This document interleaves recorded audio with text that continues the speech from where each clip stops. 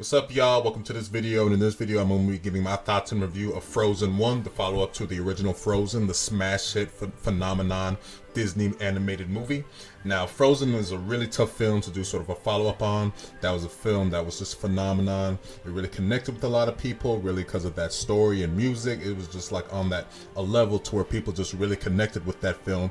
A lot of sort of the Frozen critics out there, or what you call the Frozen haters, there's a lot of people out there like that who call the film sort of overrated. I don't think anyone would ever call, like, even Frozen fans would say like it's like the best animated film of all time. It's just a movie that connected with people, like I said, because of that story and music.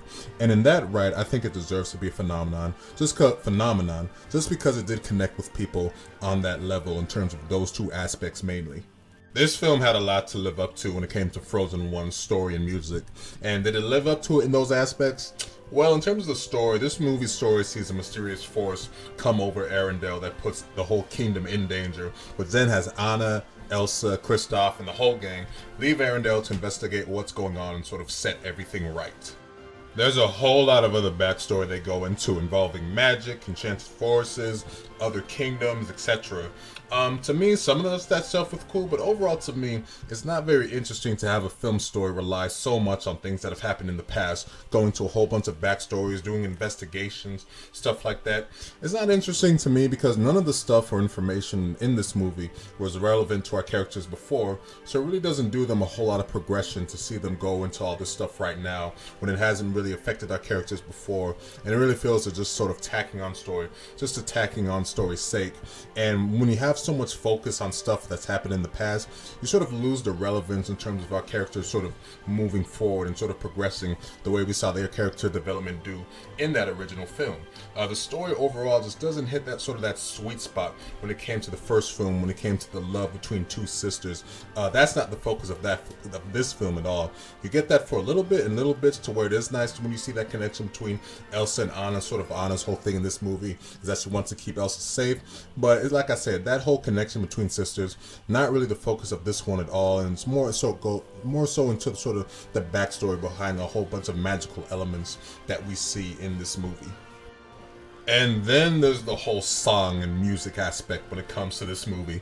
Now, going in, I knew it was going to be impossible to match the level of song quality that we got in that first film. That first film, this music overall is up there as one of the best Disney movie film soundtracks out there. All the songs hit in that movie, all of it was so damn good. Obviously, you got Let It Go, Love Is an Open Door, the first time in forever. All of the music in that movie, just so damn good, and it just made you, a lot of it just like a wow. Like that feeling after you heard Let It Go for the first time was just like a wow, that was amazing. You don't quite get that same level of wow in this film. None of the music is bad. Actually, some of it is quite good, and a lot of it was like, oh, okay, this is a fun little song going right here. But you don't get, but all the songs, none of them give you that oh my god feeling that you got from the first film. I will say that the song that did give me the closest to having that reaction was Elsa's second song. I actually thought that was actually a great song. Wasn't quite on the same level of Let It Go, but just sort of the visuals behind that movie, Elsa, sort of her appearance, what they did with her. It was actually a really good song, and actually at the end of it, I actually came close to clapping just because I was like, wow, that actually was a song that could have been up there in sort of the level of the first movie right there. Unfortunately, a song that was bad in my opinion was Kristoff's solo song, What the Hell. It had this weird sort of boy bandish kind of feel to where at first I thought they was trying to do like a parody, but in the end you realize, oh wow, they're actually kind of taking this seriously, and really the song overall is just like, what the hell is this? It just didn't seem to sort of fit the music that we've seen in these movies so far. Like I said, it had more of the feeling of sort of like a boy band parody than anything else that we've seen in these movies so far. And then finally, there's the issue of sort of making your sequel a story worth telling. And this ends up being true of a lot of Disney animated films. When you look at sort of the best animated sequels out there, their sequel is a story that ended up being one sort of worth telling, and one that really sort of progressed the story in a meaningful way.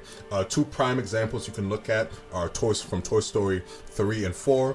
Both of those movies end in a way just like, whoa, okay, that really moved the story in sort of a meaningful way. When you look at the ending of 3, and then just recently the ending of 4, Woody staying along with Bo Peep. It's sort of like, wow, okay, that was a story sort of worth telling.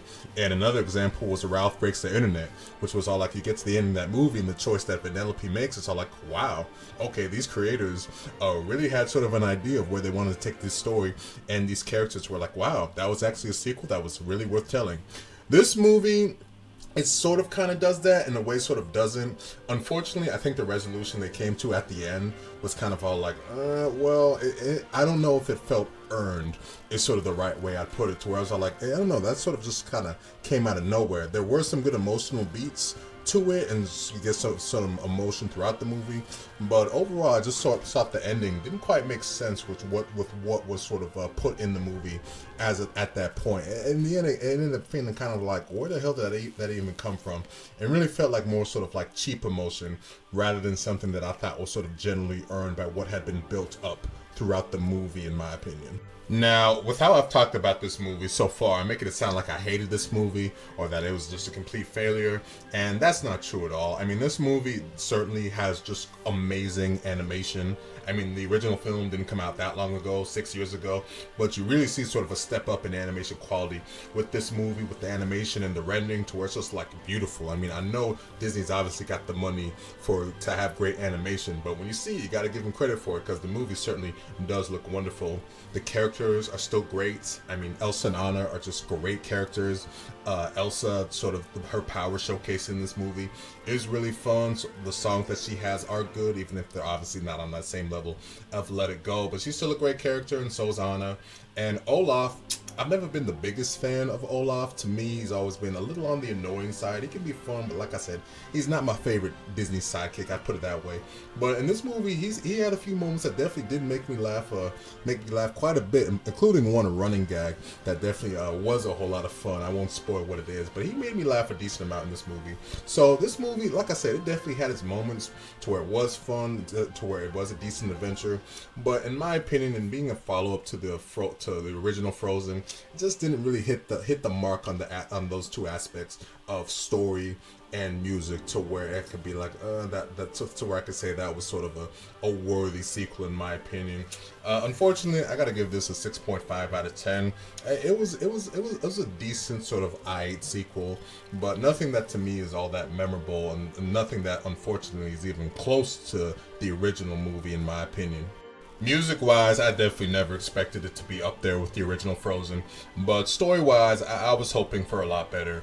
And story-wise is sort of the reason why I sort of hold it on the same level as like Incredibles 2, to where that movie's story kind of disappointed me also, and made it sort of like a sequel towards all like, it was fun to see things continue, but it definitely wasn't great, especially when you look at how great that original movie was when you look at Incredibles 1. And I'm not sure I would call Frozen 1 a great movie. It's definitely a really good movie, but unfortunately, because of the story, it just wasn't up on the level of Frozen 1, in my opinion. And I wish they would have taken more time to sort of make a story that was just an overall better story, in my opinion, just because I think that's sort of the most important aspect, the thing that this movie is missing, in my opinion.